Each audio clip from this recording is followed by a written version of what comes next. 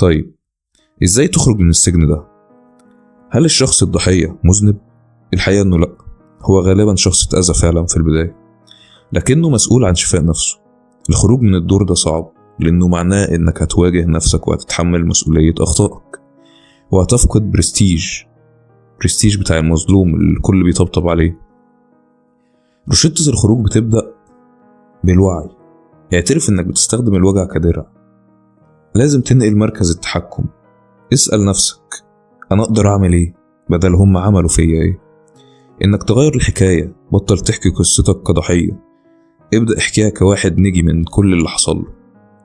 في النهاية الضحية مش كذبة، هي مجرد سجن نفسي. احنا اللي بنقفل بابه على نفسنا من جوه. الحرية بتبدأ من اللحظة اللي هتقرر فيها تسيب دور الضحية وتواجه حياتك بجد. اسأل نفسك النهاردة، هل أنا محتاج أكمل في الدور ده؟ ولا أنا جاهز أكتب نهاية جديدة لقصتي؟ في النهاية ما تنسوناش باللايك والاشتراك، وشاركونا بآرائكم في التعليقات.